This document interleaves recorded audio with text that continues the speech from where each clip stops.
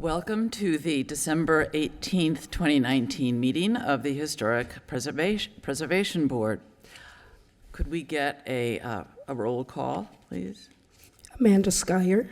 Let the record reflect that Amanda Skyer is not present.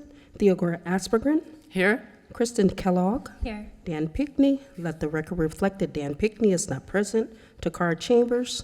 Let the record reflect that Takara Chambers is not present. Gabriel Jaroslawski. Here. Ken Breslauer. Here. Reginald Stanball. Here. Nick Sotley. Here. Thank you. Do I have a motion to approve the agenda for this evening? Are there any changes to be made? Is there a motion to approve? I move to approve the agenda for the December 18th Historic Preservation Board meeting. Second. All approved? Is there a motion to have everybody, I'm sorry. Did you vote? Yes? Yay. Yeah. Oh, I'm sorry. All approved? All All in favor? in favor? Aye. Aye. Opposed? Have we reviewed the minutes from November 20th? Yep. Do I have a motion to approve the minutes from November 20th, 2019?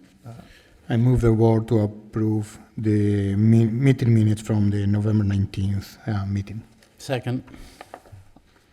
All in favor? Aye. Aye. And now we'll have the report from the Historic Preservation Planner.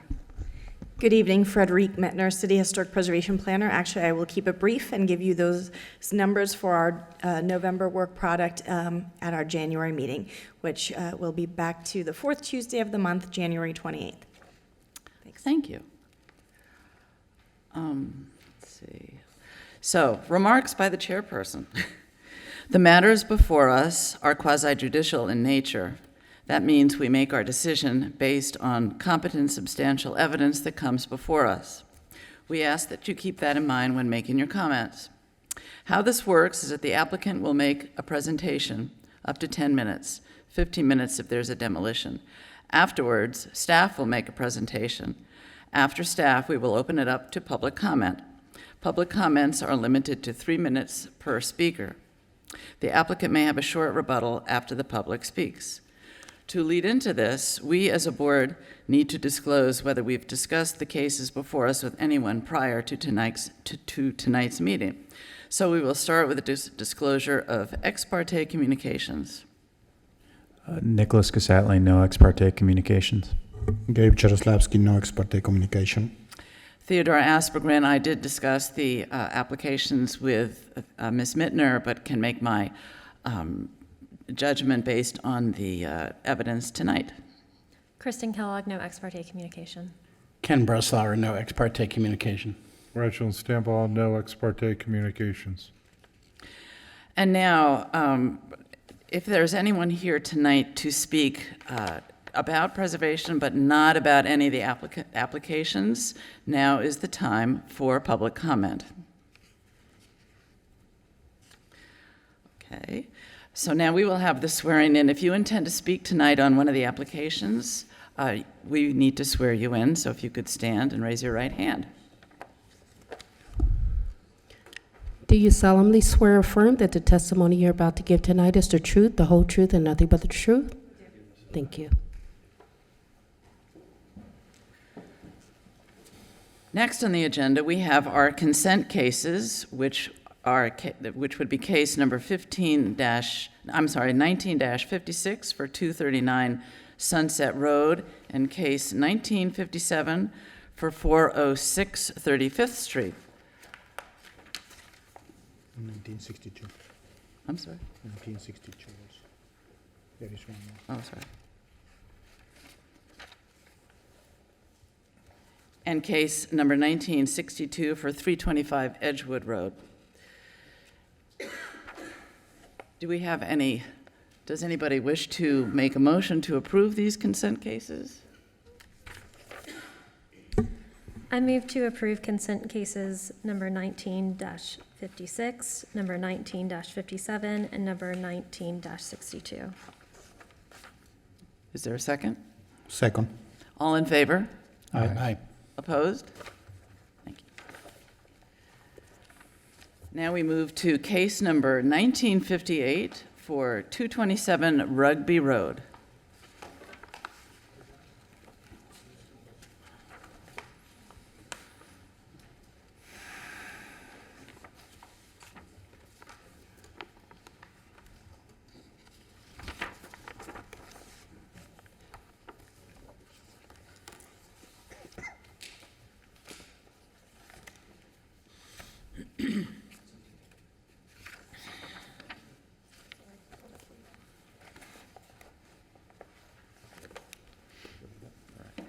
Good afternoon, Daniel Clavijo, along with Pat Seagraves of SK Architect and Planner. We're here presenting 227 Rugby Road, which our client is looking to make an expansion of the property. It's roughly a 3,390 square foot addition. The house currently sits on a double lot, and so we're looking to make this expansion onto the west of the property. We're maintaining the Mediterranean style of the house. We've done research into the existing style of the house. There was a renovation done, or several renovations done, in terms of ad valorem. We're looking to do that as well because we believe that it will significantly improve the beautification of the property. It was originally built in 1926, but there had been several additions done to the property. A main one in 1980 that added some further addition to the rear of the property. So we are keeping, in essence, the front mainly to be in the style as well as the rear, but we're going to be maintaining this exact same style. So these are photographs of the surrounding properties. This is basically kind of like the circular area there in Rugby Road. Photographs of the house. As you can see, it's a Mediterranean style house.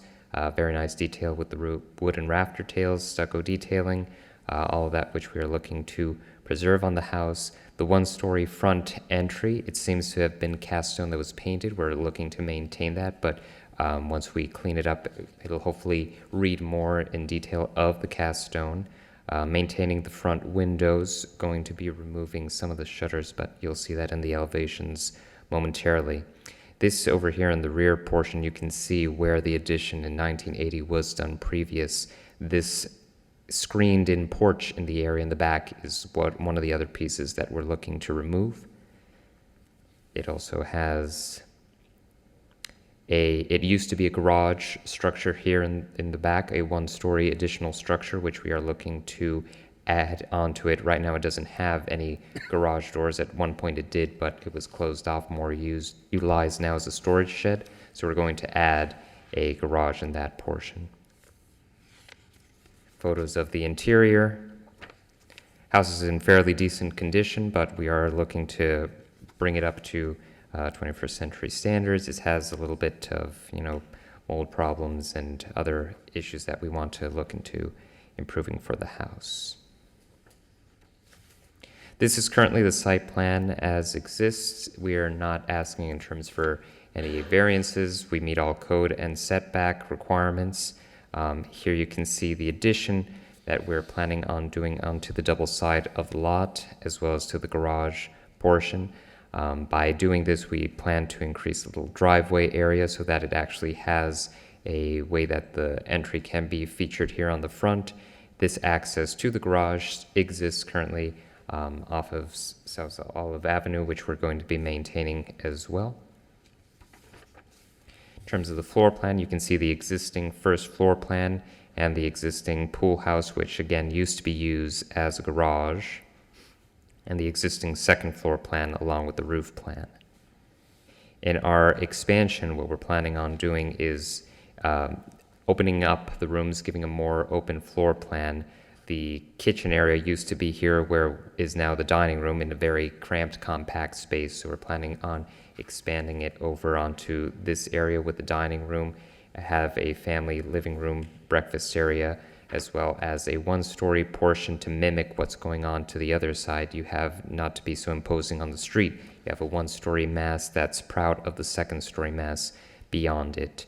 And then, as I mentioned, the pool house is going to be used more as a cabana space with a garage in the rear. Connected by a small loggia, we're greatly increasing the loggia space. Again, a great chunk of the portion of this house, 710 square feet approximately, is for loggia space, so we're going to make it very open and utilizable for our clients and their family.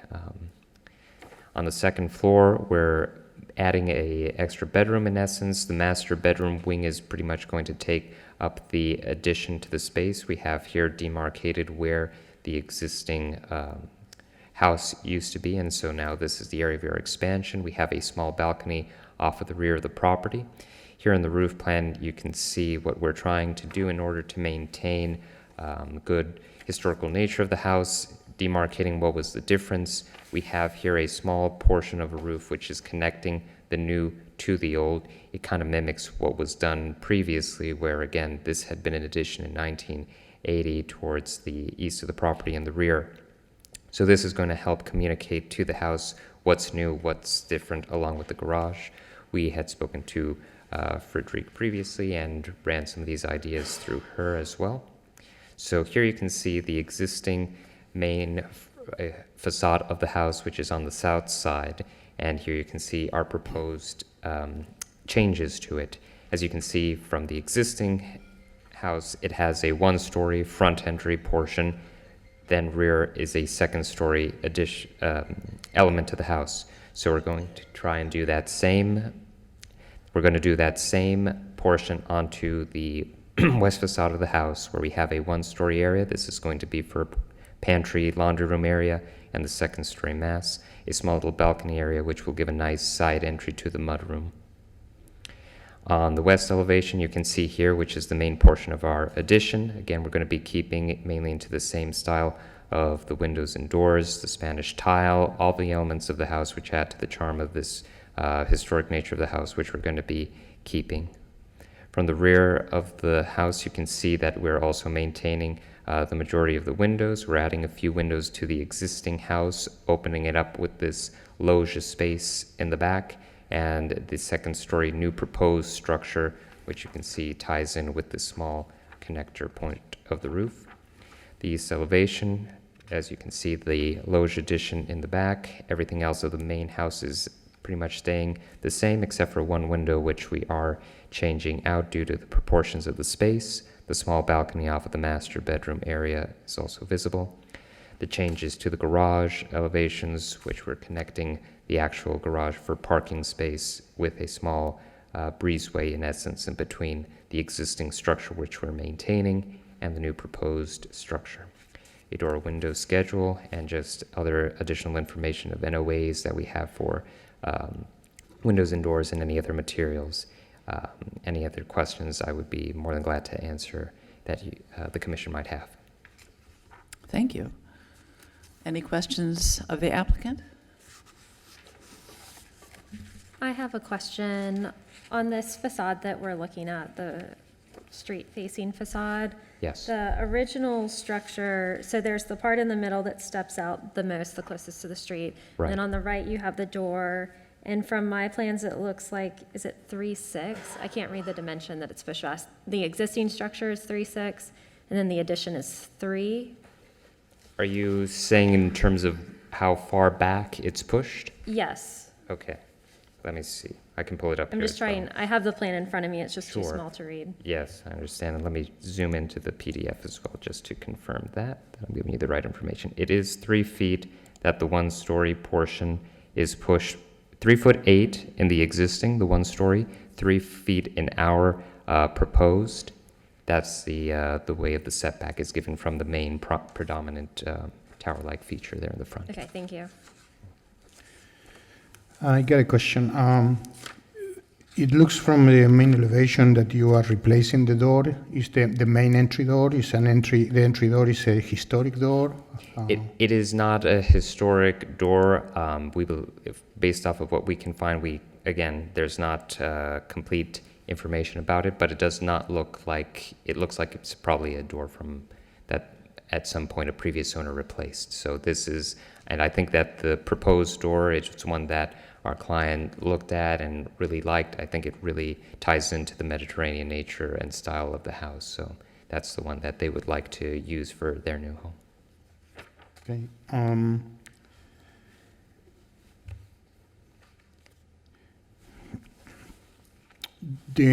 One issue that I am having, looking at the front elevation, is in the new addition you have 3 windows, like a 2 double windows and a single on the right, right? And it's like that configuration is not found anywhere else in the facade, in the rest of the elevation. So if you look at the 2 windows on the left, on the very left with the arch window on top, that kind of replicates the one in the main tower that is existing. The 2 windows on the second floor in the addition kind of replicate also those 2 windows in the tower. But these 3 on the bottom, on the first floor, they are disengaged, I will call it, from the main elevation, from the rest of the facade. I don't know if you have a thought on that. If there is, I would think, you see on the first and second floor on the existing house. Yes. There are 5 windows in the first floor, 3 windows on the second floor. They follow certain rhythm, and I was thinking if we can do something on that portion of the facade to kind of relate to the existing. I understand that we need to differentiate, but I think that is too differentiated. Right. As you were mentioning, differentiation was one of the first aspects that came across to our mind. The second aspect is, in essence, what's going on in the rooms. Now, one of those windows is going to be blocked off because of the pantry situation and just where the wall lies. So if the commission would like to see something that is more in keeping with the rest of the facade, we could put a series of windows more like what is existing on either the first or the second floor, with that little bit of a spacing in between each window. I am not saying that it has to be identical, but of course, 2 double windows are not existing in the rear, but 2 double windows in the front facade are not existing. So you have, two double windows together, like you have on that portion of the facade, are not actually existing. So that is what I was going to. Sure, definitely. We can definitely, right now, there is not really a spacing in between them. We can definitely add a little bit of a spacing in between those windows to make it look more cohesive with the rest of the structure. Okay. While we're talking about that portion, one comment that I would make, or sort of word of caution, my initial reaction is with the addition, that not when you're looking at the elevation of it, but the overall massing starts to feel a little bit more symmetrical, because on one side, the existing portion is pushed back 3.8. Now you've added an addition that's pushed back only 3 feet. Visually, it would look about the same. And so because it's an asymmetrical building, even though, again, the articulation, the fenestration is asymmetrical, if you replicate the windows on the other side in the exact same manner, my fear is that it would appear even more symmetrical than it already does, which I would not like to see. Sure, of course. And part of that is as well as to how you can see the one-story structure of the existing house has a much shorter length than what we're proposing, and as well as how the roof structure, it was something that we also discussed with Frederic on how we tie into that. It's not having the exam. At one point, we had designed one which would almost look symmetrical, but we definitely take those comments into consideration as well. And I just have one other comment or question about the windows to the left of the front door. The casement, right now it's enclosed over the casement windows, and Yes. It looks like you're opening it up for a transom. We are, yes. That's our request. Again, it seems that probably at some point that was done. You usually don't put just kind of a closed-in case, a closed-in transom area. So we think that at some point that was used as an actual transom window, and it had been closed up. So we're proposing that to add a little bit of more light. And the other change, which you can see, is the removal of the shutters, which is another reason that we think that probably it wasn't existing correctly, because these shutters would only cover half of the window. They're not true operable shutters. So that's another reason that we believe that we'd rather emphasize the shutters to be on the second floor where they will actually be operable. Is there any structural evidence that you've uncovered that it was indeed a transom above the casement, or any photos you have, or it's just your best guess? It's our best guess at the moment. We have not gone inside to do a demolition of the property, on the inside when we're going to be actually doing the walls, but. Okay, thank you.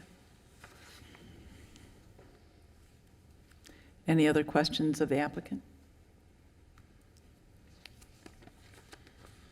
Thank you, then. Thank you. I guess staff will make a presentation also.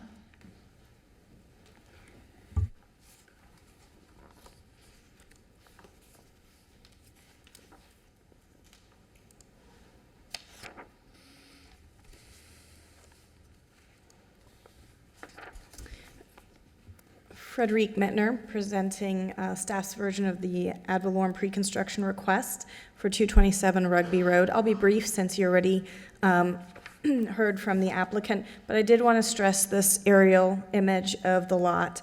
As was mentioned, it is a double lot with the primary structure situated here facing Rugby Road and the one-story accessory structure in the rear that is accessed off of South Olive Avenue. So this entire portion of the lot is really currently not developed. And you'll see that along Olive Avenue over here, and as it goes further south, you really have properties that are much closer to Olive Avenue. This is the front of the house. This is the door. We concur with the applicant that this is not an original front door. We are happy to say that the applicants are going to restore the wood windows that are there, but yes, this definitely looks like a later door. Then the visual off of Olive Avenue, currently there's a lot of foliage, and this is where the vehicular access is. And as you can see, there are no longer garage doors on that accessory structure. It was converted. So really condensing it down to 4 components of the request: removal of this rear non-original screen porch, a large addition to the primary structure, then construction of a new attached 2-car garage, and it's attached with a hyphen to the existing accessory structure. We think that's a successful addition because it is, again, just connected with a hyphen, and so you can differentiate the original from the new, and that this would then be officially converted to a pool house. Again, it already does not function as a garage. So these are the 2 new components of new construction.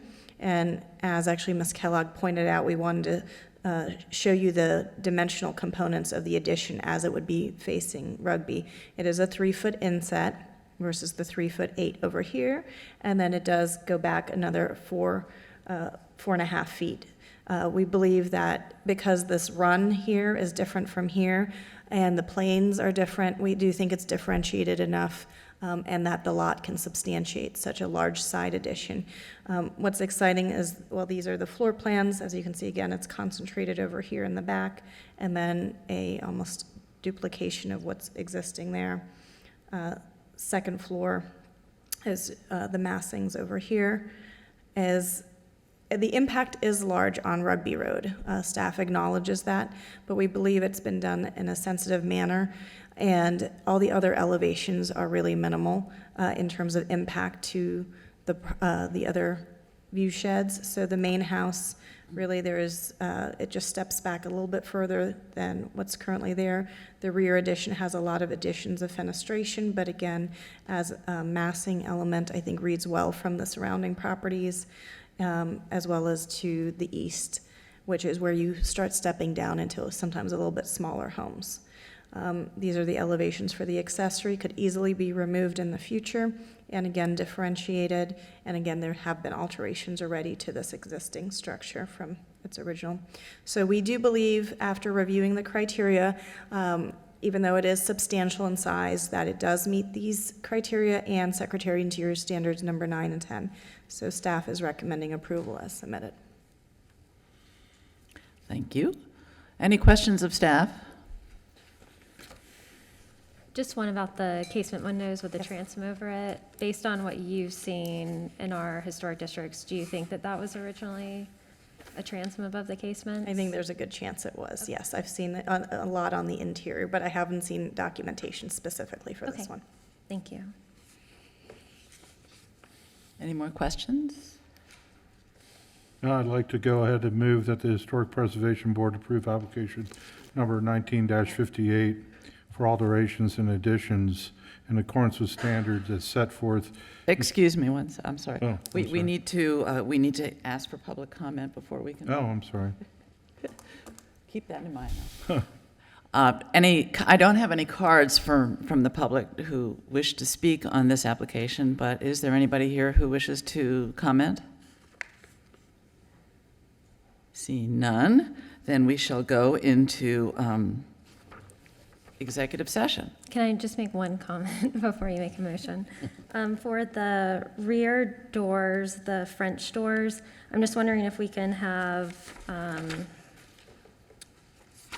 just one condition that instead of the division of 3 lights, that it matches the existing doors that have a more square light division, which is classically correct. We would be amenable to making that Okay. change. Thank you.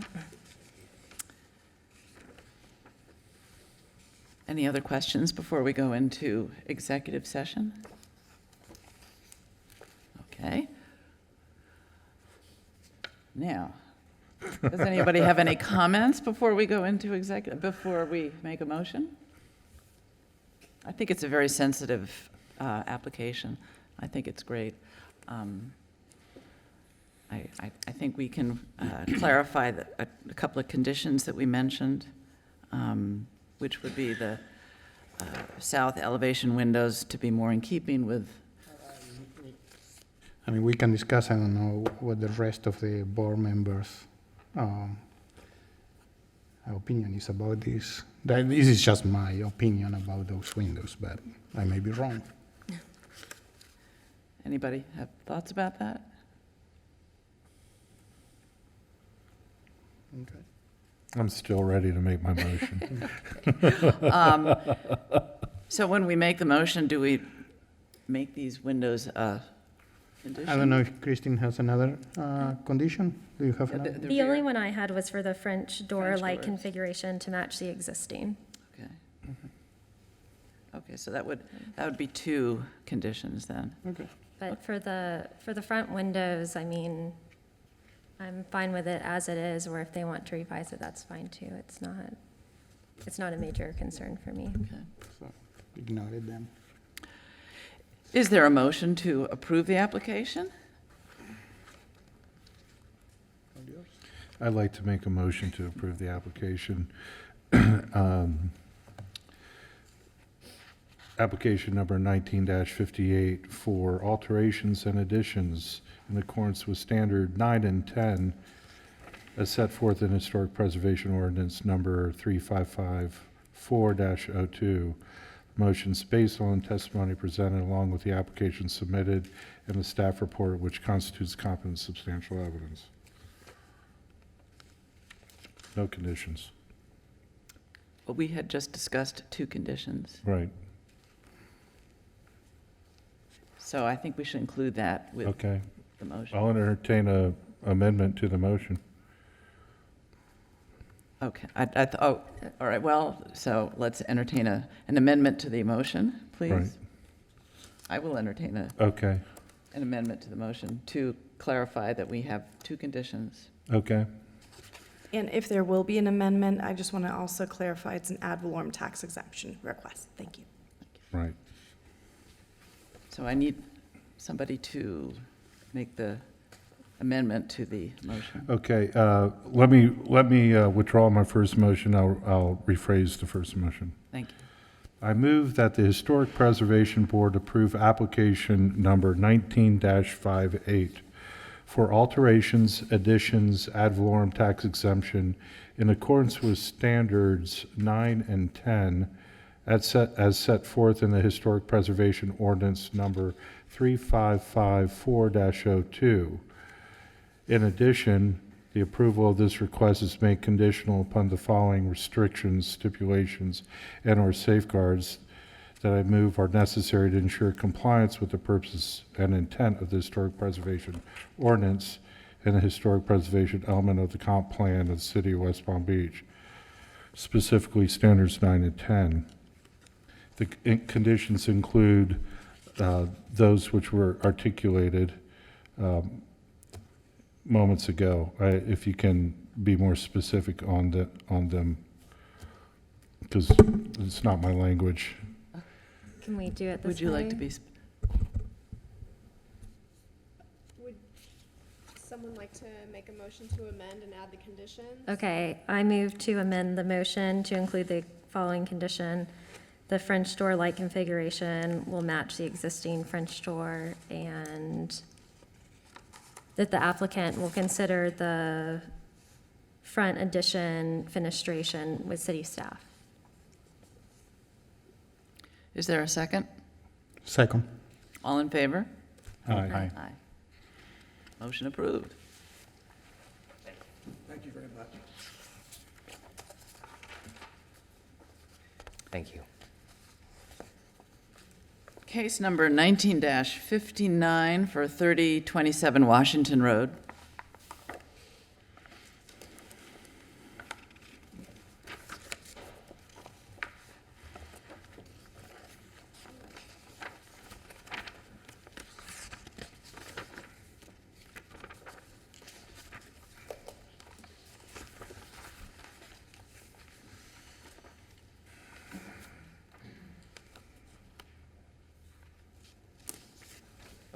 Good evening.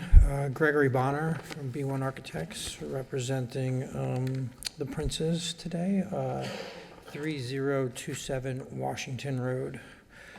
The house is an existing two-story house, Mediterranean-style house. The existing house is on the eastern side of the land. It's a double lot. And currently, there's a circular drive in the front of the existing lot, existing pool, and an existing garage structure in the back. The application basically is to try and expand this house. And by doing so, we are trying to reconfigure the aesthetics of the existing garage. And by doing so, connect a one-story portion of house to the western end of the existing main house and connecting it to the existing garage structure. By doing so, we would need to replicate the garage. So the garage happens to be a new standalone building on the northern side of the property. This house, sits on the, just off of the corner of Washington, catty corner to the park as a double lot. There's a small single-story home on the northern side and a small single-story home on the southern side. The elevation of the proposed structure does not change the view from the street. It's the same facade in both the existing and proposed from the street for the most part. So as you can see on the bottom left, you have the house that's on the corner. The next three are our house, the subject property, and the far right is the small single house on the northern side. Here's the existing house, pretty straightforward. Bedrooms are upstairs, 3 bedrooms. Downstairs is a sitting room, the kitchen. There's a small addition in the back which currently houses the laundry, and then there's a separate sort of one bedroom apartment in the back. So the new floor plan basically will reconfigure a lot of the existing, which is in this location.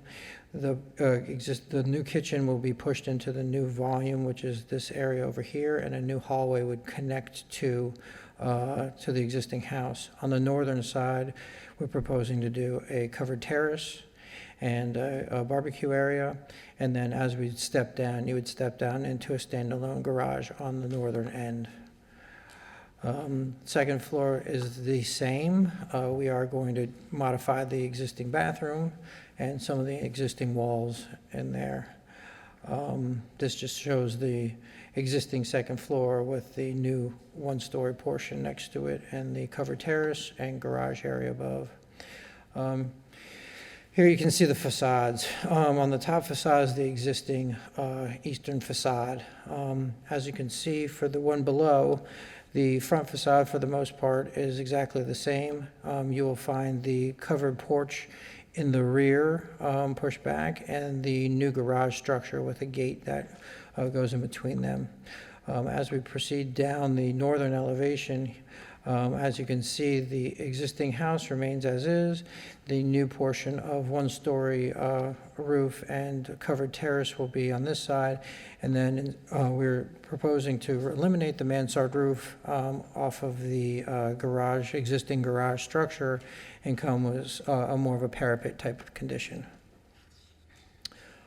Here's the southern elevation.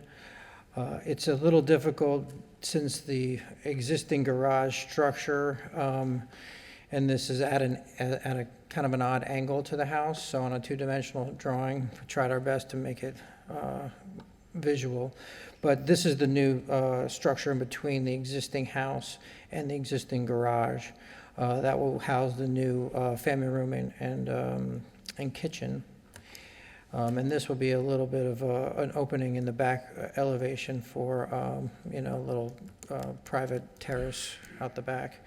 And then the western elevation, again, without the garage structure, basically removing this small laundry area here, opening up this wall to attach the new kitchen and structure. Here's a simple one-story addition section. Here's the pitched roof with the covered area. And basically that is it.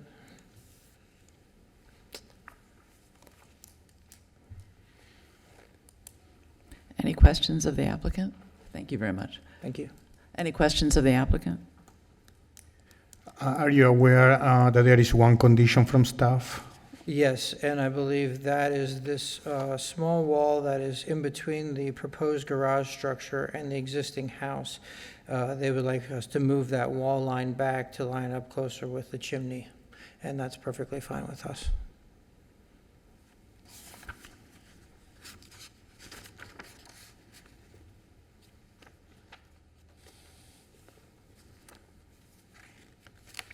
Do you have any way of showing us the roof line for this connection that you're going to make with that angle? Well, again, what happens is that we're sort of, if you can see on the bottom elevation here, from the existing line right here, once we take off this one-story element, we're going to try to achieve, using this covered terrace and new roof pitch, going into the parapet to try to connect the two as much as possible. If I showed it to you on a floor plan, it might be a little bit easier. But if you can see here, I've furred out the wall slightly on this elevation so that it is square with this. You really would not tell unless you come around to the side that this is on a different angle. Unfortunately, without the ability to demolish that structure, which would be my desire because of the odd angle, that we sort of have to work with what we've got.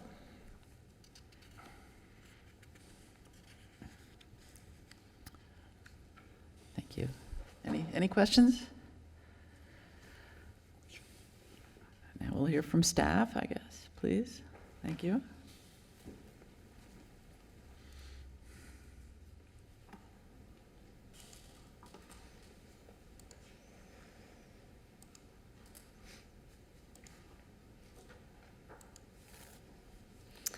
Once again, I'll just do a quick review of the request, showing you the aerial that this is also a double lot where the house is situated on the southern portion of the lot and at the angle, that detached accessory structure.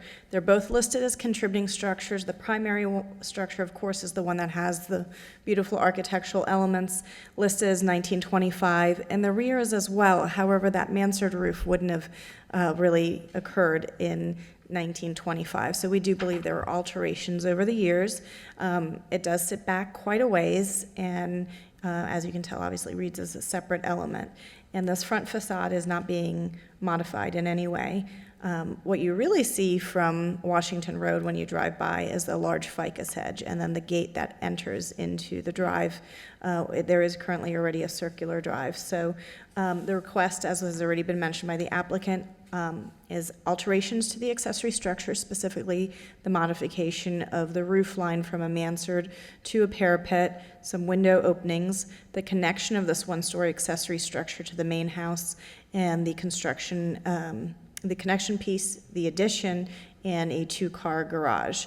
One of the things to note when we start looking at the elevations is that they are keeping the ceiling height of this accessory structure, just modifying the parapet to tie in a little bit better. So one of the things when speaking with the applicant is we were not able to support the demolition of this, but understanding it is a unique angle and again has had modifications, but we thought it was a successful application where the addition here also does not align with the existing structure. There is a wall plane. This is the only concern we have, as you heard from the applicant and as will be reflected in one of staff's conditions. So existing and proposed second floor. Staff also appreciated the fact that this addition was one story. It all falls behind the existing house. So what you can see is this new open air covered porch. This does sit back about 40 feet from the property line, so it is quite far back. And this one-story two-car garage is accessed off the side. It's completely detached. It's definitely subservient to the primary structure, so we thought that was successful. Again, our only concern was how this was in line with the main house. The other elevations that you've already seen from the applicant, the modification of the roof line here, but as you can see, again, the ceiling height is lower than this, and it keeps the scale of what this structure is currently. The rear, which has currently no fenestration at all, will get some, and again, be connected with the parapet roof that's differentiated from this parapet roof. And so again, reviewing the criteria and Secretary of Interior Standards 9 and 10, we do support the application with, again, the request that the eastern wall shall be set back to approximately the chimney line to provide the relief from the main house and the new garage. Questions of staff? Thank you. Thank you. Questions from, public comment on this application, if anybody's filled out a card? Seeing none, we shall go into executive session. Any comments? It seems a straightforward application. It is. Is there a motion to approve the application with the condition?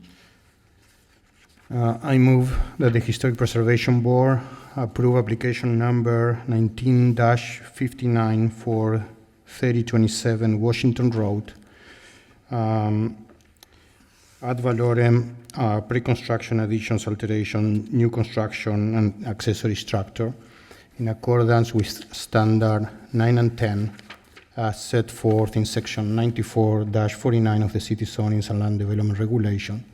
The motion is based on the testimony presented along with applications submitted and the staff report, which constitute competent substantial evidence. In addition, the approval of this request is made conditional upon the following restrictions, stipulations, and/or safeguards that I move are necessary to ensure compliance with the purpose and intent of the Historic Preservation Ordinance, the historic preservation element of the comprehensive plan of the City of West Palm Beach, the Secretary of the Interior standards for rehabilitations, specifically standards 9 and 10, which states standard 9, new additions, exterior alterations, or related new construction will not destroy historic materials, features, and spatial relationships that characterize the property.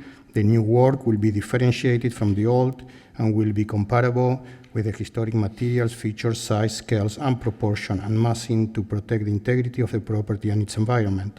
Standard 10 states new additions and adjacent or related new construction will be undertaken in such a manner that if removed in the future, the essential form and integrity of the historic property and its environment would be unimpaired.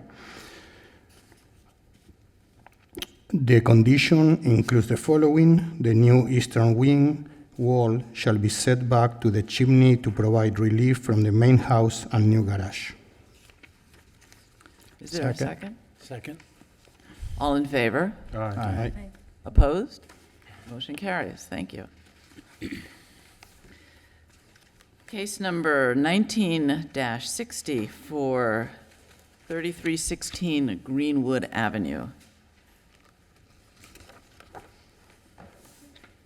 Steve Racy from Blue Water Ventures. And I need to be sworn in too, because Oh. I wasn't here right at the beginning. We have a speaker who needs to be sworn in.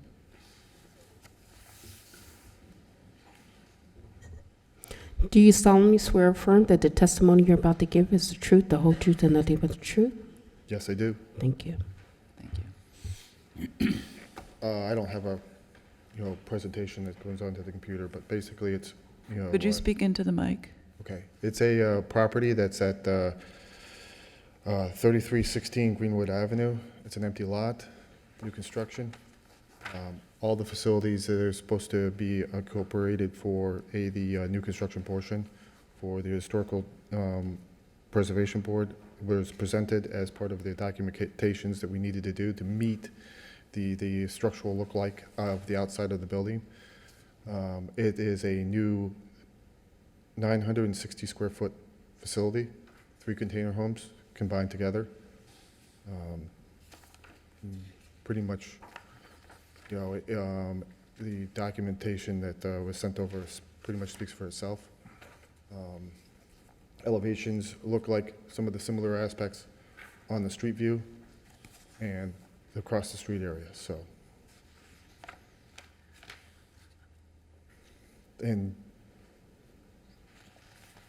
there's, that's it. Thank you. Okay. Does anybody have any questions of the applicant?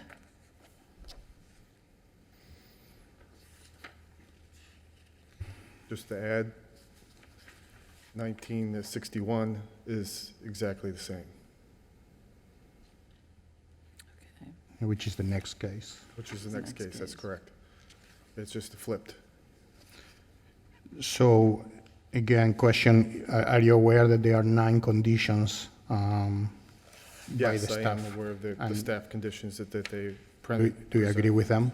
Yes. Thank you.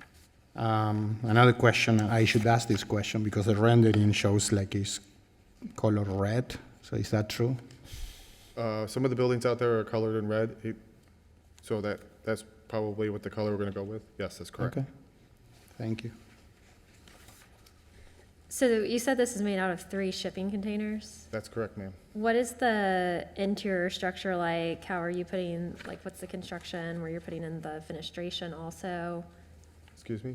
What is the construction behind, when you're combining these shipping containers, how are you fitting in the door? Like, are you cutting It's- out and putting wood around it? How are you securing these? It is done with a metal framed portion that goes in and screwed in with tack cons.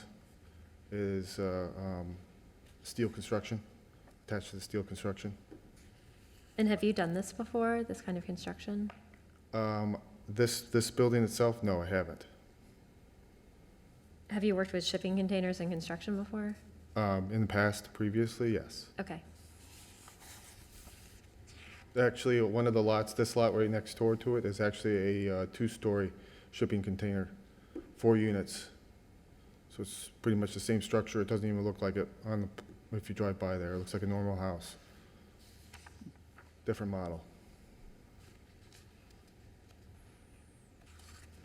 In the exterior, you're covering it up with stucco? Is that correct? Yes, that's correct. Stucco Okay. on the outside.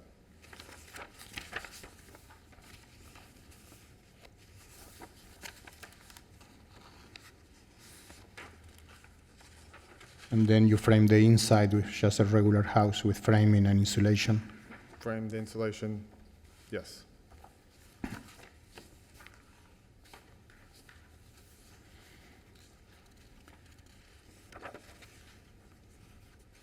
Any other questions of the applicant?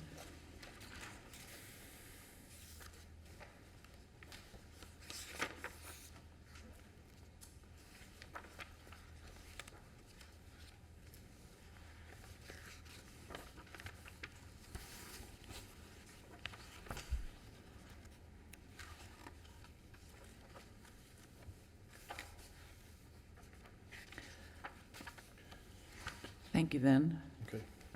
Staff?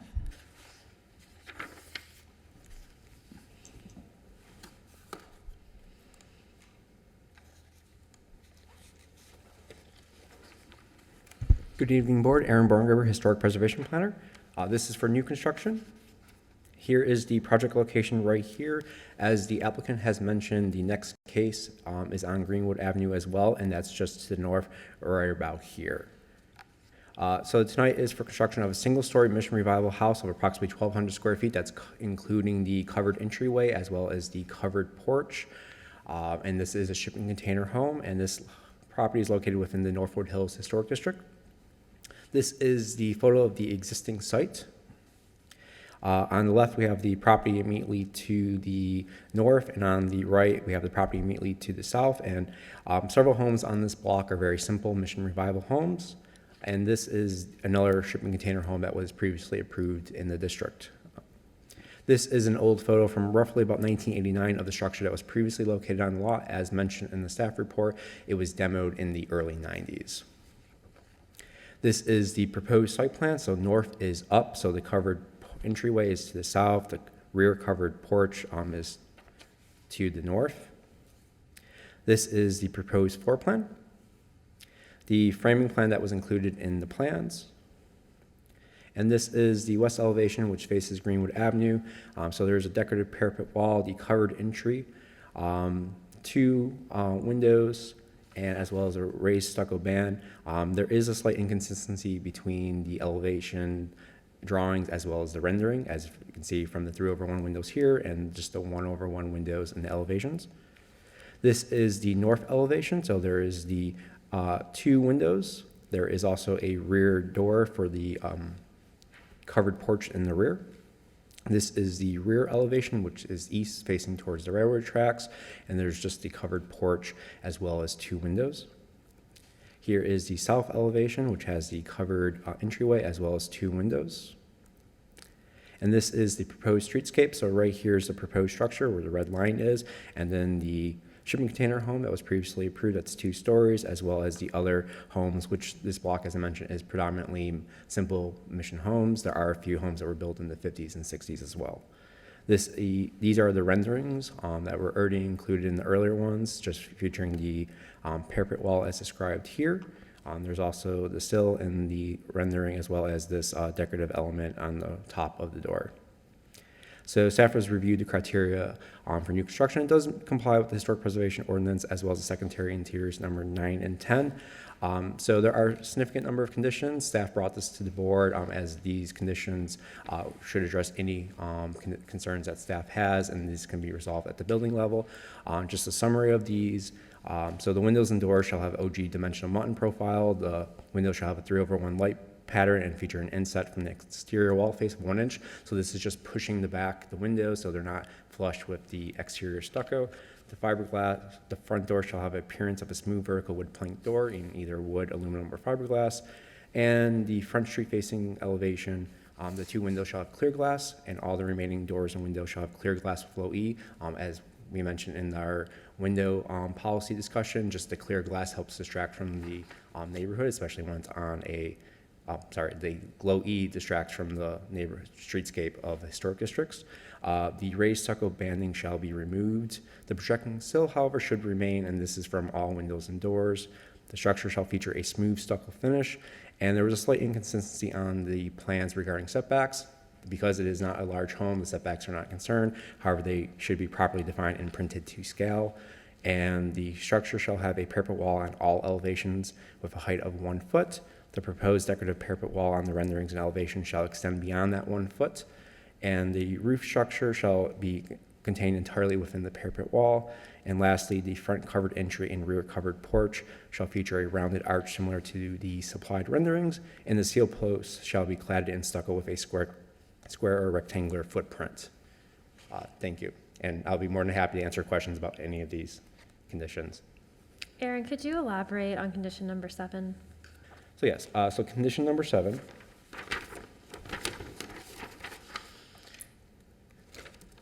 is, so the parapet wall doesn't go around the entire structure, and it would have been more traditionally appropriate for the parapet wall to extend all the way around. And because these decorative elements are probably within the proposed foot that staff is proposing, just having those extend beyond that. And the other reasoning for that can be found on the front elevation, as we have the parapet wall, and then there is some of the roof elements that, according to the elevation, should be visible. Okay, could you go back to the other image that you just had up, the last one? So when you have the 1 foot parapet wall going all the way around at that corner where we're seeing the column come up, that would turn the corner and resolve itself. It wouldn't just dead end there. All right, so as the proposed conditions were written, that would just be a foot here, and then this would go up slightly. Staff would welcome, any alterations for that to extend over, if that should go taller, or if what extends beyond that 1 foot is just this element right here. So we're more welcome to welcome those additions. Okay, thank you. Is OG, is that an S pattern, or? I'm not- So OG is what would be traditionally found.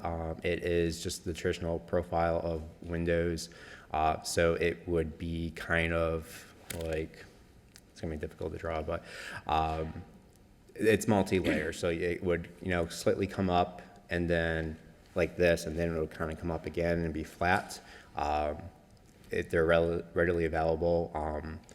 And that has been a concern about the profile windows for staff on just window replacement or new construction in general. So that's why it's specified as a condition. And the point of that is so it will look dimensional. It Correct. won't just be a flat surface. Any other questions of staff? Thank you. You're welcome. Anyone from the public to speak to this application? See none, we shall go into executive session. My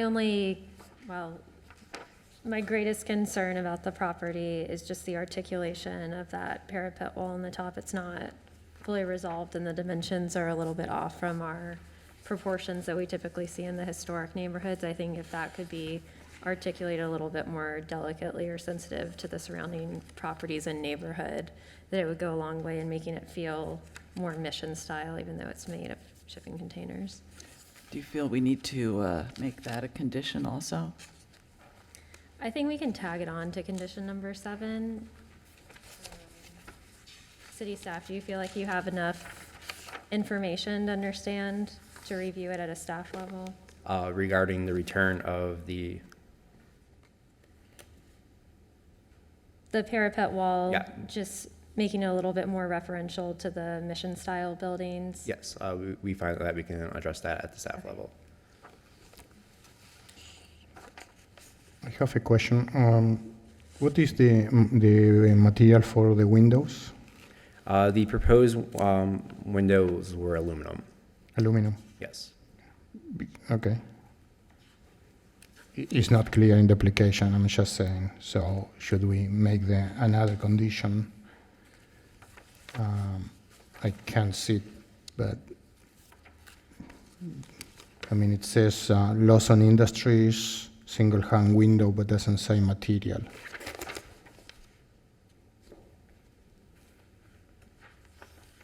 Lawson, that model line is aluminum. It says it on page A1 in the lower left corner. Okay.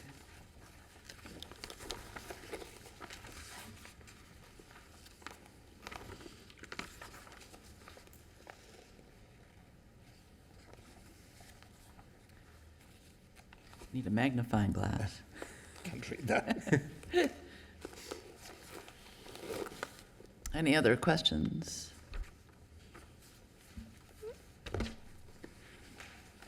So, we shall go into executive session. Or we are in executive session. Is there a motion?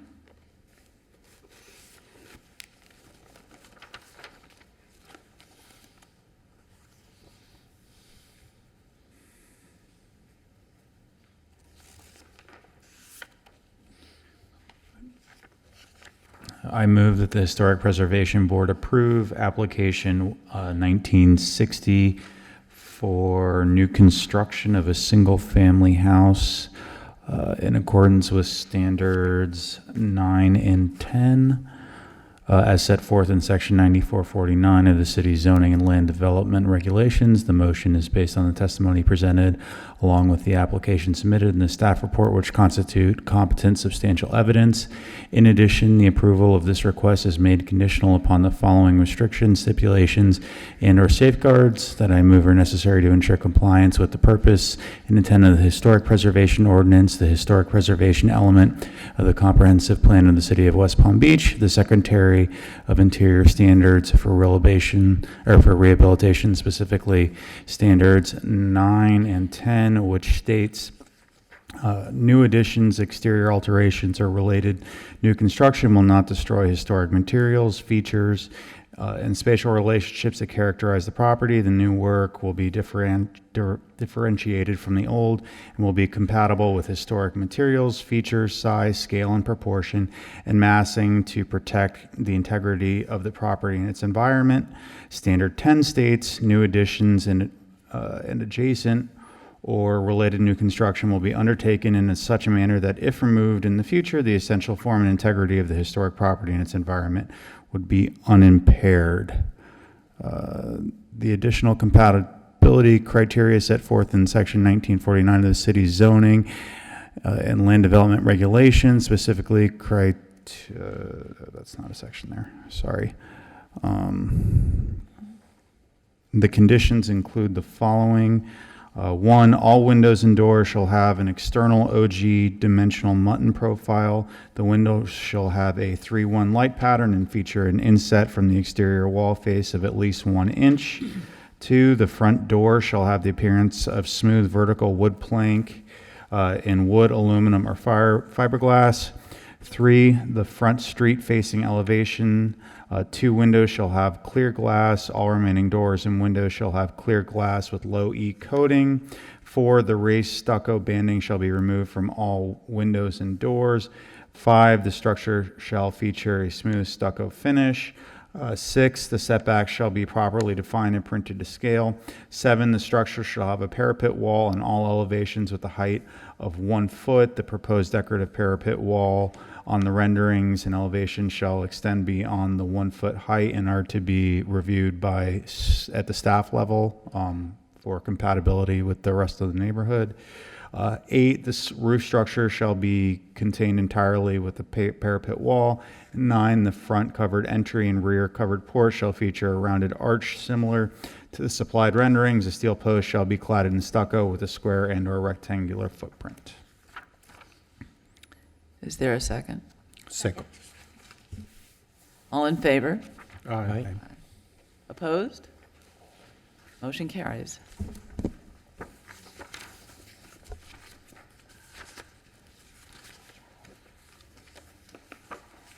Next.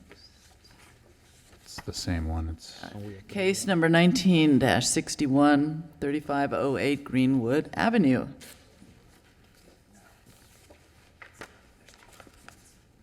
Okay, 3508, a very similar structure, flipped in the actual shown, is flipped in the different angle, so the carport comes up the other way, and just a little different mission style on the front than the previous building that we just looked at just now. With all the other techniques basically the same on the inside and the rear patio, just facing the opposite direction.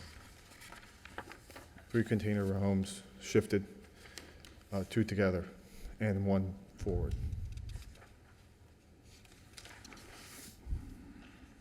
And again, staff has made the same basic.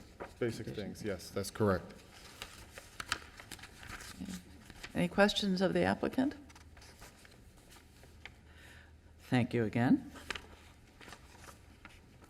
Staff report?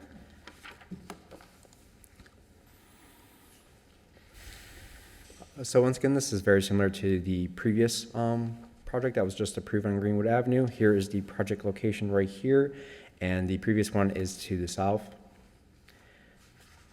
So this is the existing site.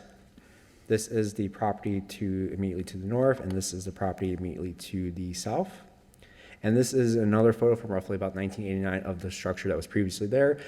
Just like the previous home, this was demoed in the early 90s. And this house is basically has the same footprint, except it's been inverted. The covered porch is now on the north side, while the covered entryway is on the north side on the front, while the covered porch is now on the south side in the rear. Same floor plan. This is the west elevation from Greenwood, and the elevations that were submitted were the same elevations, however, the renderings were different.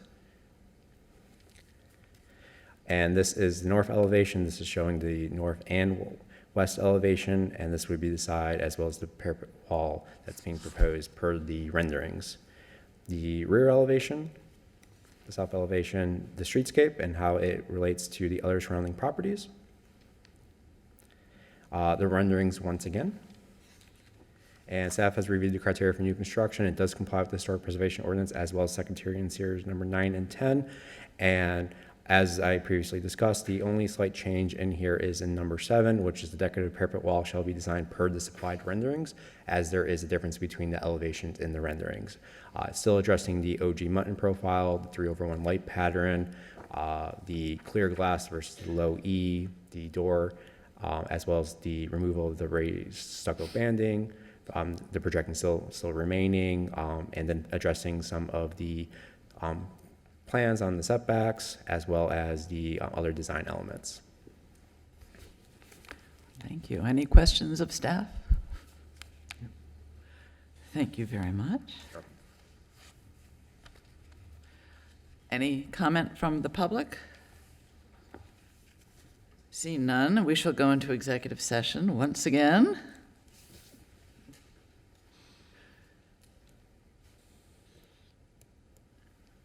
Is there a motion? Is it necessary to restate the standards if they're already on the record from a previous approval? Yeah, okay. Unfortunately, yes, I think you do need to do so. It's a new application. I move the Historic Preservation Board approve application number 19-61 for new construction of a single-family house in accordance with standards 9 and 10 as set forth in section 9449 of the city's zoning and land development regulations. The motion is based on the testimony presented along with the application submitted in the staff report, which constitute competent substantial evidence. In addition, the approval of this request is made conditional upon the following restrictions, stipulations, and/or safeguards that I move are necessary to ensure compliance with the purpose and intent of the Historic Preservation Ordinance, the historic preservation element of the comprehensive plan of the City of West Palm Beach, the Secretary of the Interior Standards for Rural Rehabilitation, specifically Standard 9, which states new additions, exterior alterations, or related new construction will not destroy historic materials, features, and spatial relationships that characterize the property.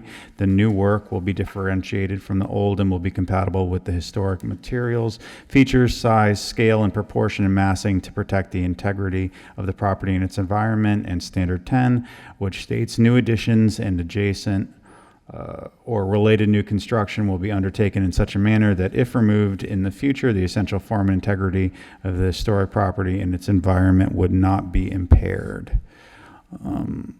The conditions include the following.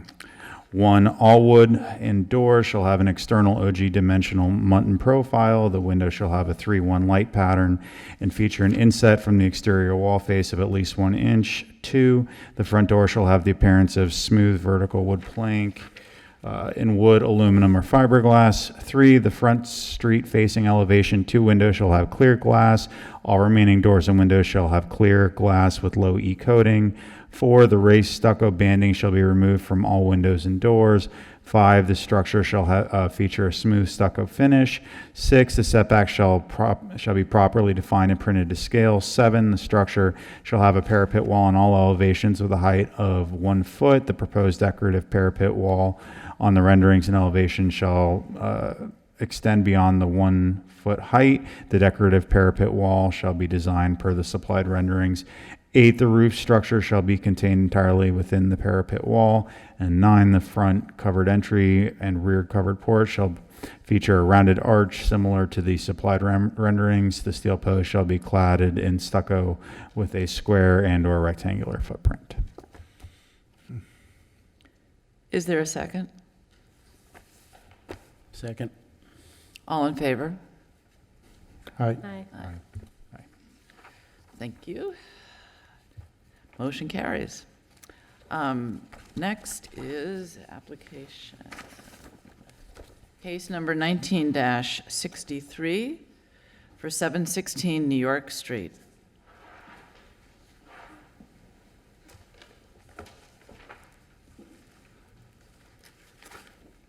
Good evening. My name is Stephen Yeckes. I'm a registered architect doing business at 712 US 1 in North Palm Beach. I've been in my own practice for 42 years, and I'm also a certified general contractor. The application you have before you, as staff report says, is the subject of a piece of ground that is vacant. There was a previous demolition certificate granted, and then a previous certificate of appropriateness, which is not related to this at all. That was approved, but this is a new application. Whenever I receive a commission like this, I scout the neighborhood as well as the street, and then I talk to staff, and I come to you with a culmination of those examinations, which includes a guest house and a main structure, 1 story. Everything that I've done is to code, with the exception of the driveway, which is shown right up to the property line, and I realize that I do have to push that over 3 feet. However, that's not a historic problem, but to get a permit, I would have to do that. Everything seems to be okay with the staff. However, there are some imposed conditions, and some of them I would like to disagree with, and I'll tell you why.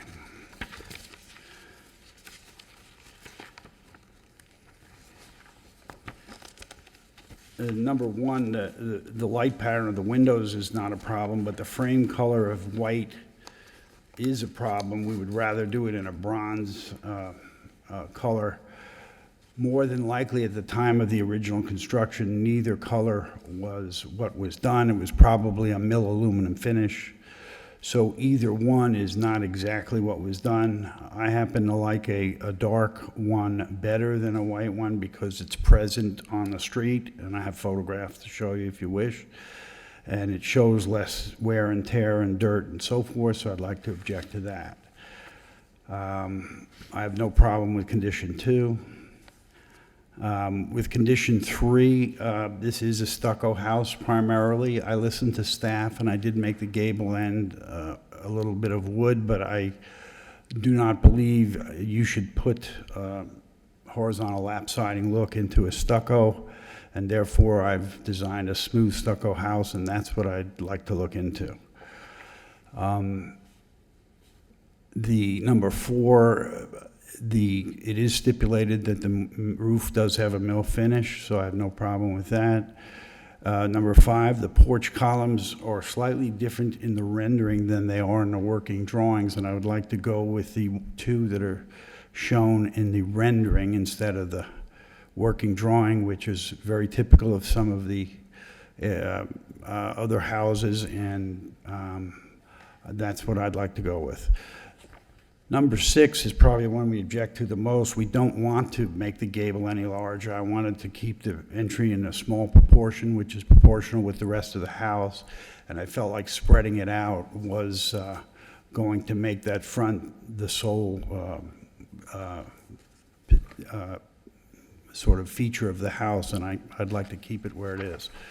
Other than that, we have no objections, and if you have any questions, I'll gladly answer them.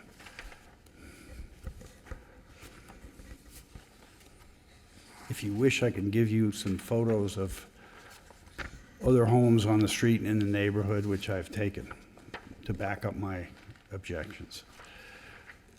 For the columns, which you'd prefer to keep yours versus staff's tapered suggestion, do you have any precedents in the historic neighborhoods that have columns like this that are Well, historic? there are all sorts of precedences in the neighborhood and on the street. Do you have photos of any of them? What's that? Do you have photos of any of them? Yes, I do.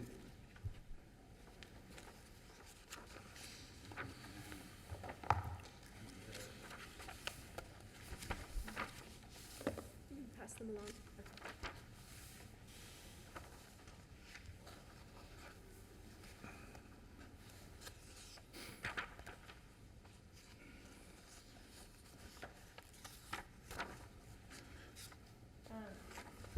So you provided some photos, but I don't actually see any photos that have columns similar to what you're suggesting. Well, they're not exactly, but they are thinner columns, not tapered. Yes, several but pictures. there are no columns where there's basically two columns right next to each other making up a larger column. So, Oh, I would be fine with one larger column, but not tapered. and what is your objection to making them tapered like the other bungalows in the neighborhood? I just don't think that's within the style of this house. I could in fact make the bottom of the column slightly larger so that in effect it looks like a taper, but I'm not a fan of a column that gets large to small, that has a slant taper. What is the style of this house that you're going for? This is, most of the styles in this neighborhood are not pure, but this is closest to a bungalow style. And I think that staff suggestions are just trying to make sure that it actually does read as that style. Okay.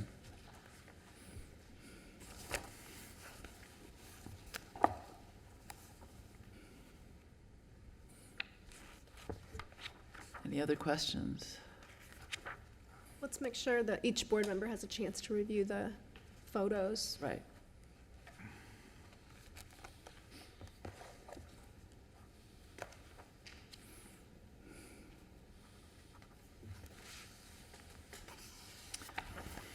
I don't know that I'm familiar with a bungalow style that has anything other than a white window frame, but perhaps there's some examples of bronze window frames that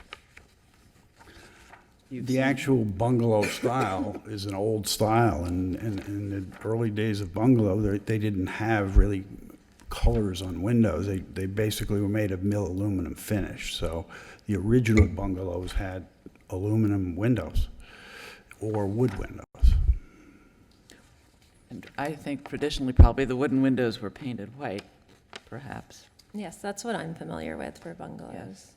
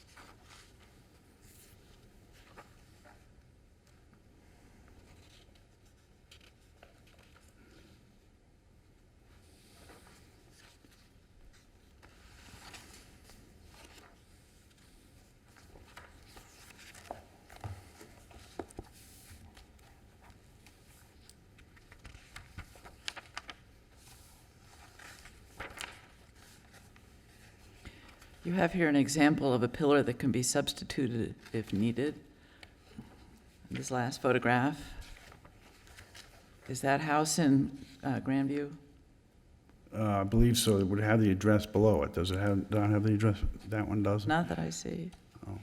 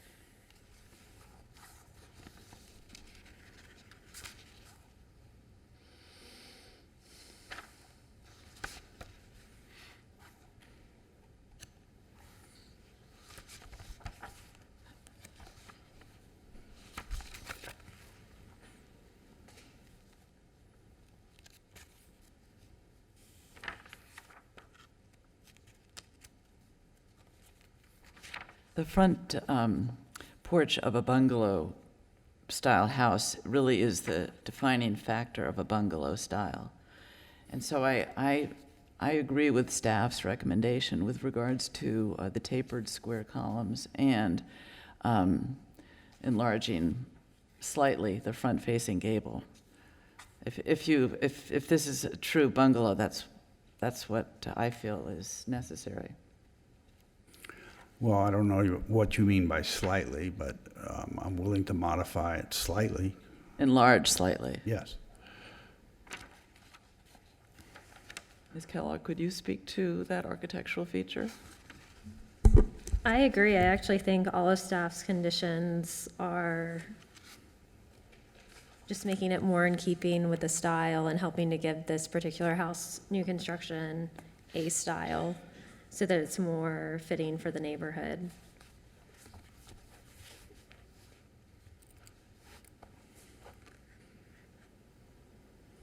Any other questions of the applicant? So thank you very much. Staff, who's representing this? I'm sorry?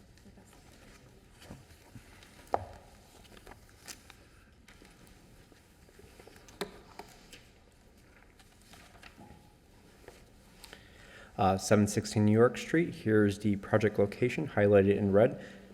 The request is for new construction of a single-story bungalow house of approximately 1,252 square feet with a detached single-story accessory structure of approximately 547 square feet. And this property is located within the Grandview Heights Historic District. Here is a photo of the existing site. Here we have a photo of the property immediately to the east, and here we have the photo of the property immediately to the west. Here are two historic photos. One was taken in 1989 featuring the house. These are black. This is a black and white photo. And this is the structure that was previously there in 2008. It was demoed in 2015. Here is the proposed site plan, which north is up. So this would be the covered porch and as well as New York Street right here. Here is the proposed floor plan and roof plan. And this is the elevation for New York Street, the front north elevation. So we have the two windows of a door with two side lights, the gabled front porch, as well as the hip roof in the rear. The east elevation, which has three windows, as well as a sliding glass door towards the rear. Here's the west elevation with a single window, as well as a paired French door. And here is the south elevation, which has a paired French door, a single window, as well as a sliding door. This is the elevations for the accessory structure, which has a number of windows as well as paired French doors and a single door on the west side. And this is the proposed streetscape.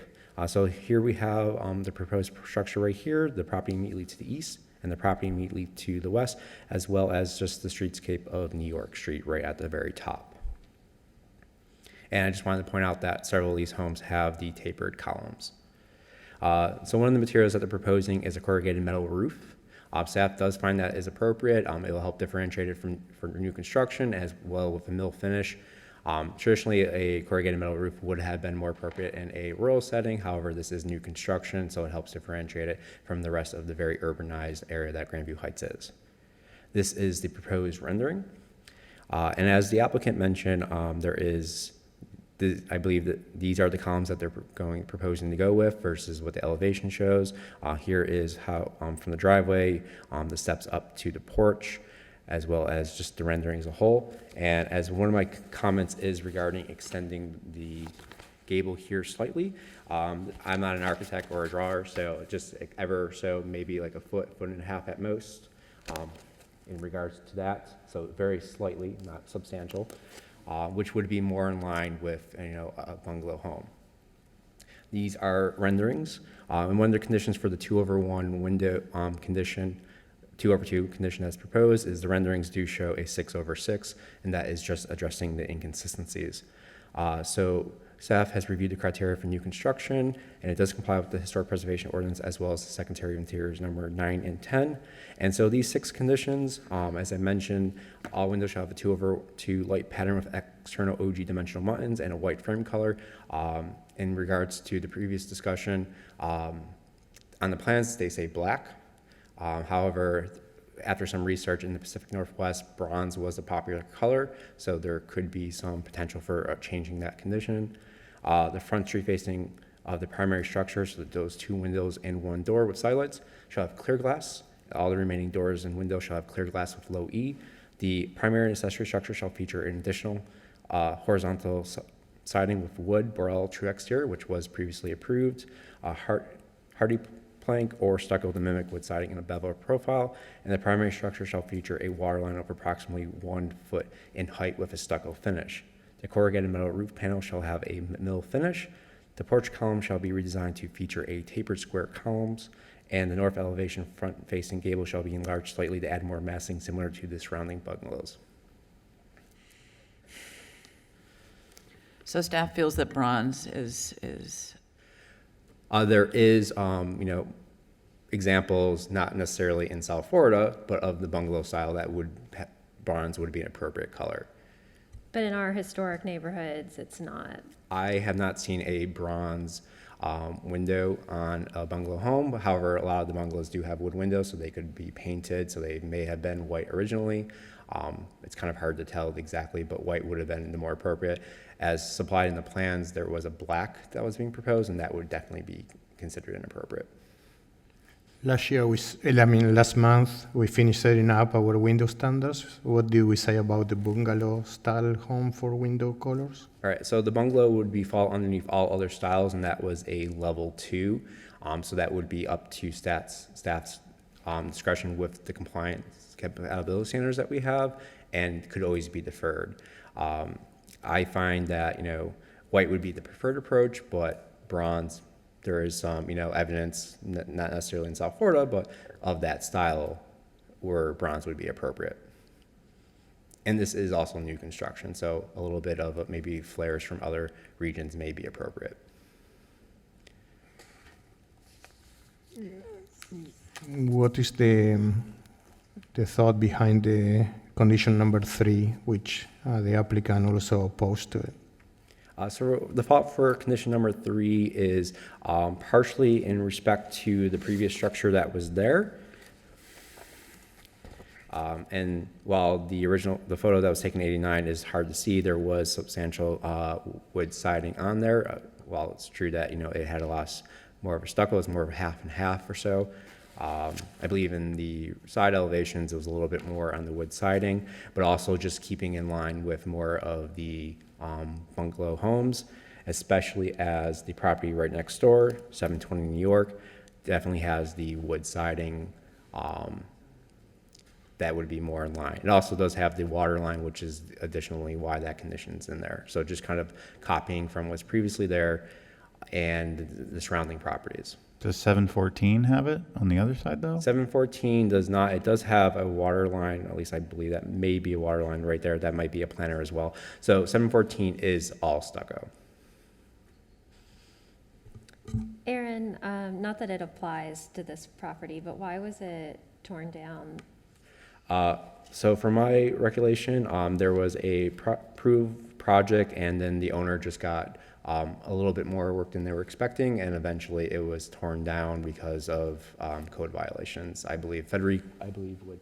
I'm just wondering why it wasn't listed as contributing. It was listed as contributing. It was a demolition by neglect, and we did take it to special magistrate. Thank you.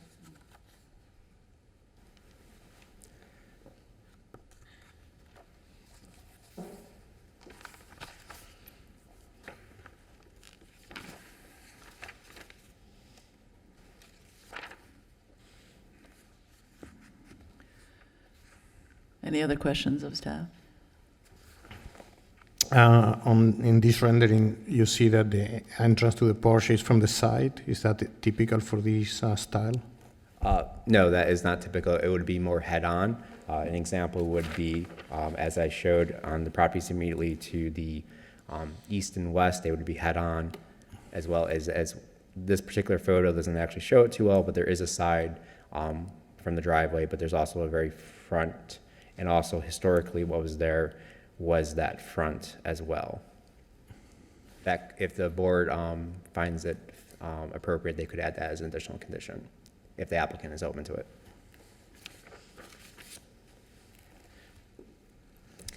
I agree with that, with the steps facing the street. I know that we've approved it once before, but it was a condition where there was no other way to get around it.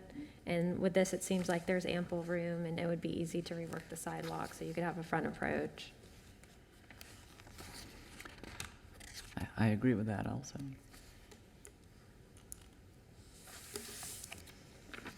Any other questions of staff? Thank you very much.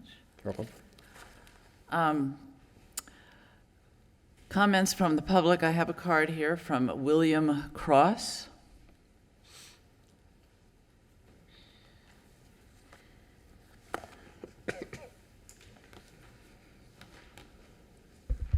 For the record, William Cross, 714 New York Street. I am the property owner to the east of the subject site. You asked a question about the house before. For those of you who weren't on this board 10 years ago, there's a lot of history with the house before, a lot of purposeful procrastination in all efforts to preserve the house next door, and many thanks to staff for trying to do that. The reason I'm here today is to talk about 4 items, and I might ask staff to come up and go through a few of the different screens here. But the first item, I'm looking for affirmation from the applicant, the architect, as well as staff to follow up on an item that's not entirely architectural related, but it may impact the architecture of the subject site. And that is that there is a code requirement for a 3-foot setback for the driveway.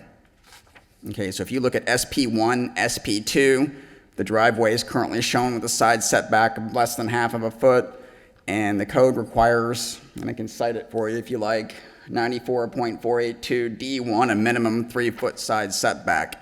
The applicant is showing a 12-foot 8 side setback, so they do appear to have the room to meet their minimum parking requirement and parking driveway with the setback, but I want the applicant to acknowledge that puts the driveway awful close to the subject house and it won't adversely impact any of the conditions you're imposing today as far as architecture.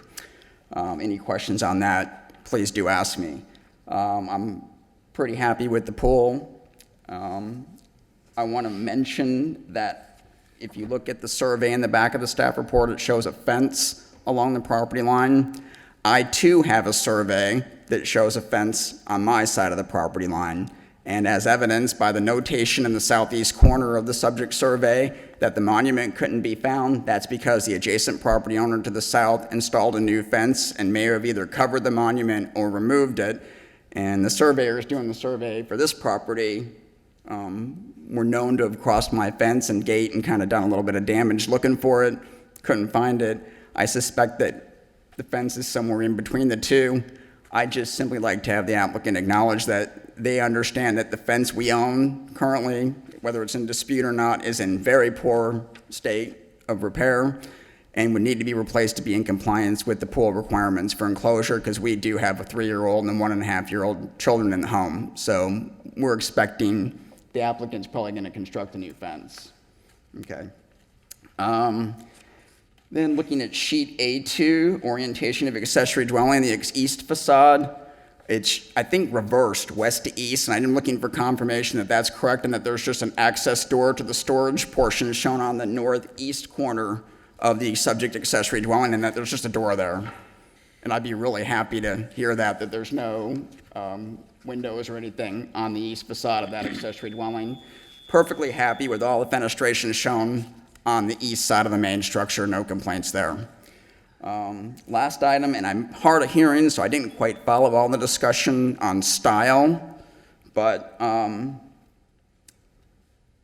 if it's part of the sidewalks off the front, number one, if you look at the 3D elevation that staff's put here on the screen, the projection of that small porch element with a sideways staircase loading, that's wholly inconsistent. At the bare minimum, we'd like to see the step off the front. I think you might have been discussing that a little bit, and that 12 out of the 18 structures or homes or multifamily properties on this street all have that sidewalk, as staff showed you in the historical photo, Circus Night 2008, that they all had walkways down to the front, and I would encourage that as a condition, but I'm not going to lose any sleep over it if it's not imposed, because 6 homes, including 2 directly across the street, don't have it. But it's an existing feature, and to the applicant's credit, I have no opinion on condition number 3.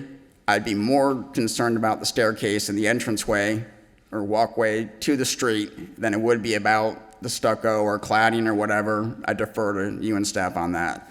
So, all these things said, I am looking from some affirmation from the applicant and staff that some of these non-architectural related but important details are going to be documented with this, included into the building permit application so that it's reviewed prior to building permit issuance, because we will be watching and we'll be checking building permits.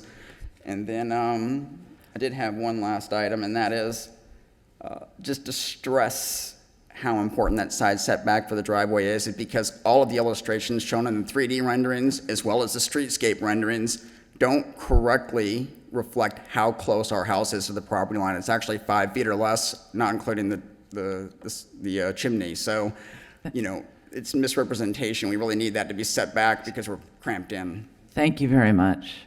Thank you. Thank you. And the applicant?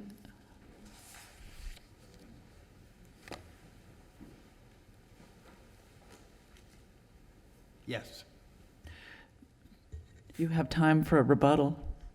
Well, no, everything he said is virtually agreeable. Certainly, I mentioned at the beginning of my presentation that it's a code requirement for the driveway to be 3 feet off the property line, and I couldn't get a permit. Speak into the microphone, please. And I could not get a permit without doing that. So I acknowledge that in the beginning of my presentation. With regard to the fence, it is intended to be replaced. I don't have any information about the monument and the survey, so I can't respond to that. Let's see, what else did he have? The elevations are reversed. The east should be west and the west should be east. It's confirmed that they're like the floor plans. They're just reversed. Other than that, I hope I answered all his questions because I have no objections. Okay. Yes. The walkway. Oh, yes, the walkway, and the accessory building. He had. What about the walkway? You're saying that you want it to face to the street? Yeah, no, I don't have an objection. The one thing I'd like to fight for a little harder is the stucco as adverse to the wood or lap siding look, but I just don't think this is, appropriate for this particular house. But the rest of the conditions, if you say so, I'll live with them. And number 3 for me also, one house doesn't have it to the left of it. So for me, it's not absolutely necessary to make it look more like a bungalow. I think complying with the other conditions would do the job. Thank you. For condition number 3, that was just a suggestion. While it would be highly desirable, the house would still be in full compliance without it. I guess the only other thing, separate from the siding, the second portion of it talks about the water line of approximately 1 foot for the structure. Is the applicant amenable to that, the water line? Well, if it were a wood siding or a lap siding look, there would be a water line which would be made of smooth stucco, and that's done generally to keep the wood above the finished grade. If it's a straight stucco house, there's really no need to put a water line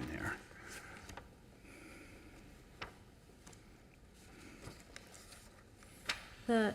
Aaron, the structure to the left, it looks like 714 New York Street, it's stucco with a water line, isn't it? I'm trying to see the picture, but the resolution's not great. For 714 Oh, you were New York- saying that it was a planter or a water line? Or a water line. Actually, on the second thought and the third time, that actually does look more like a planter instead of a Okay. water line, because on this side, it's not there. So if it was an all stucco house, a water line would not be necessary. Thank you. Thank you. Aaron, what about is there a 3-foot setback for the driveway from the property line that is required, not shown in the drawings? Correct. So a 3-foot setback within the front yard area is required. That on the site plan and on the renderings, it does not portray that. That would be addressed at the building level. Okay. And that does not need to be a proposed condition because anything that is outside the architectural review does need to comply with zoning. So that will be addressed automatically.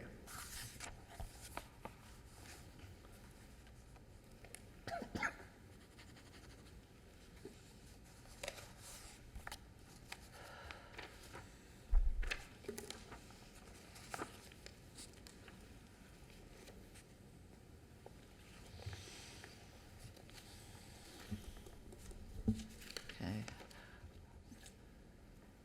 Thank you very much. You're welcome. We shall go into executive session. I'll make a motion.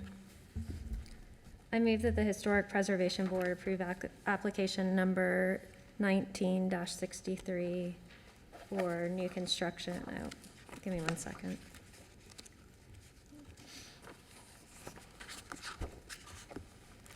I move that the Historic Preservation Board approve application number 19-63 for new construction in accordance with the Secretary of the Interior standards for rehabilitation, specifically standards 9 and 10, as well as the additional criteria set forth in the city's Historic Preservation Ordinance, section 94-49 of the city's zoning and land development regulations. The motion is based on the testimony presented along with the application submitted and the staff report, which constitute competent substantial evidence. In addition, the approval of this request is made conditional upon the following restrictions, stipulations, and/or safeguards that I move are necessary to ensure compliance with the purpose and intent of the Historic Preservation Ordinance and the Historic Preservation element of the Comprehensive Plan of the City of West Palm Beach, the Secretary of the Interior standards for rehabilitation, specifically standards 9 and 10, and the additional criteria set forth in Historic Preservation Ordinance, section 94-49 of the city's zoning and land development regulations. The conditions include the following. 1, all windows shall have a 2/2 light pattern with external OG dimensional muntins in a white frame color. 2, the front street facing of the primary structure, 2 windows and 1 door with side lights shall have clear glass. All remaining doors and windows shall have clear glass with low E coating. 3, the corrugated metal roof panel shall have a mill finish. 4, the porch columns shall be redesigned to feature taper square columns. 5, the north elevation front-facing gable shall be enlarged slightly to add more massing similar to the surrounding bungalows. And 6, change the entry steps to face the street and orient the sidewalk to the street as well. Did we discuss the possibility of them having bronze windows? Because, I mean, that is in their application, and I still think that the white is more appropriate We considering. discussed that, yeah. Is there, Second. all in favor? Aye. Aye. Opposed? Motion carries. Thank you.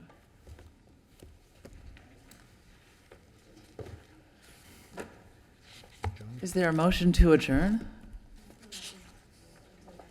I move to adjourn this meeting. Second.